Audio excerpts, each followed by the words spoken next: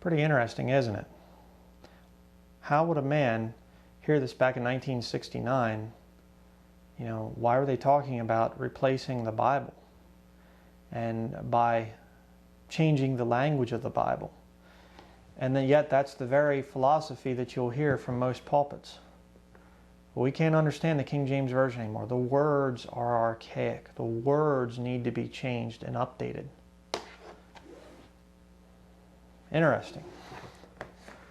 But there's a book which has been written, probably one of the finest books out there on this subject of this conspiracy of the New Agers to pervert the words of the King James Bible. It's this Bible right here, New Age Bible Versions by Gail Riplinger. This is one of the finest books ever printed on the subject of the Bible version issue. I've read a lot of critiques of this book. A lot of people attack it. And it's interesting because many of them that attack it, many of the people I've personally talked to that attack Gail Riplinger's book, they've never even read it.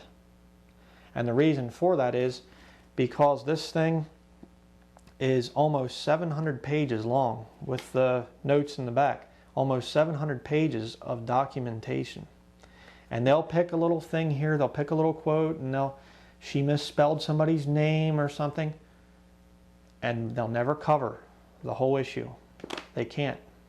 They cannot refute this book. Okay? Very good book. I highly recommend it. We give them out here to people at King James Video Ministries. We meet them when we're out door to door. Give them these books. Excellent book. Okay? And you can get it at her website, avpublications.com, I think it is. Okay, here again is a close-up of Gail Riplinger's book. Like I said, one of the best ever written on the subject of this New Age conspiracy, if you will, to destroy the words of God. This Bible I found at a used bookstore. Very, very interesting. Inside the front cover of this is a Roman Catholic, a St. Joseph edition. You can see here in the back, you can see the priest, the bishop, and the Pope.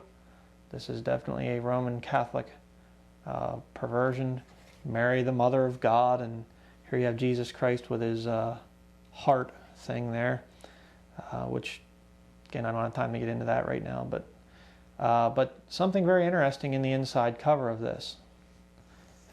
How about that? Now, if you know anything at all about the occult, you know what that symbol is. Some call it the Eye of Horus. It's basically an all-seeing eye, and this thing is calling it Lord. Very interesting. That's not my Lord. And some people say, well, that's symbolizing God. No, the Bible teaches that the eyes, plural, of the Lord are in every place, beholding the evil and the good. But what about this single eye thing? Well, something very, very interesting has come out in these last few years here. We'll look up Zechariah chapter 11, verse 17 very quickly and read that.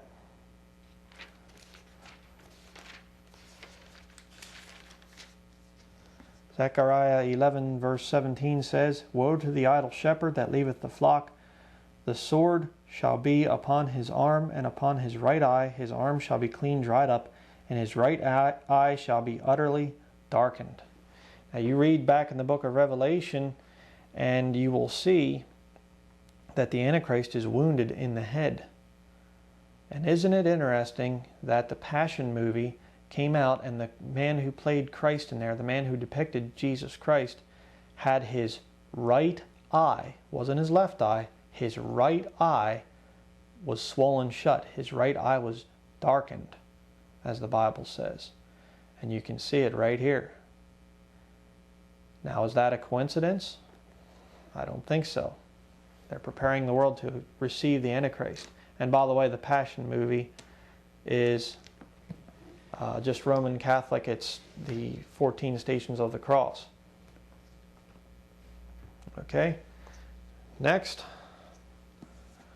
up we have the New King James Version. You'll see this symbol associated with the New King James Version. And again, what is the symbol? Well, if you pick up a Witch's Book of Shadows, which is a spell book, you will see that same symbol, the three-pointed star. It's 3 6s interwoven, 666. And it's also on the cover of the Aquarian Conspiracy, and it's all over the occult. I was even at a occult festival at one time. I didn't know what it was, and I went in and I saw that symbol all over the place. It is a symbol of the pagan trinity. Okay? But let me show you something interesting. Here's one of the books that is used to attack the King James Bible. This guy here, James White, is a defender of the Alexandrian text and the new versions. And interestingly, you turn here a couple pages in, and lo and behold, look what we have. There you have your three-pointed star. And Latin, the official language of the Catholic Church. And some people say, well, James White, he's just trying to symbolize the Godhead, the Trinity. Here you have another book. He has a thing for this symbol, the 3 interwoven circles there. That's what he's trying to symbolize. And people say, well, that's, the forgotten Trinity. It's the Godhead. No, it isn't. In the book of Acts, chapter 17, you read that you're not to make a graven image of the Godhead. Okay? So, whatever he's doing here, using occult symbols, it's just kind of weird. But if you go out and get this book to try and refute the King James only position, then you really ought to get this book to refute James White. You ought to read them both. Okay? Because James White attacks Peter Ruckman in here, so Peter Ruckman attacks back.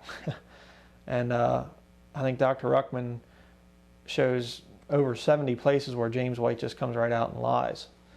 But since James White came out with this one, he just now came out with a new edition. This is the newest one. I haven't had a chance to read it yet. I've just kind of looked through it. But I want to show you the kind of quote-unquote scholarship that James White practices. Here we have page 27, King James Version as New Revelation. He separates King James Bible believers into 5 groups. And over here on the next page, he says, as a result, these folks go so far as to say that the Greek and Hebrew texts should be changed to fit the readings found in the King James Version. Now if you look beside there, there's a little number 6. See, now when you do that, you footnote and you prove, okay, this was written by, this assertion here was made by a King James Bible believer, and it was page so-and-so. That's how you footnote something. But you go down here to the footnote, and you have James White make it even more radical, and he gives no documentation. None. These are his own thoughts, his own words. So he tells you something wild here, and then you go down here and he tells you something even wilder with no documentation given, no proof. That's the kind of scholarship you get from a man like James White. Okay? Incredible. I'm going to cover that book in another video. But next, let's look at another one. Here's a rather interesting one I found. Order of the Eastern Star, the women's branch of the Masonic Lodge. One of the branches. But here's a gift Bible, and you have an inverted pentagram, which is a symbol of Baphomet, the goat of Mendes, or whatever. It's an occult symbol. Order of the Eastern Star is what that means. And of course, down here, if you know anything at all about witchcraft, you know that they have their earth and fire and water and, all of that. The 5 different colors there. You have blue, yellow, white, green, red. So this is, an occult symbol on a Bible. And also, by the way, forgot to mention, if you look at the cover of a Satanic Bible by Anton LaVey, you will see that same symbol. an inverted pentagram.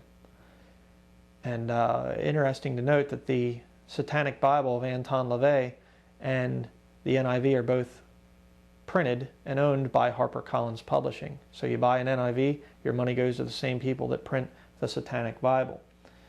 Okay? But another way for this thing to be shown is this way. Okay, just a normal standard pentagram. You'll see those also on witches' books by witches.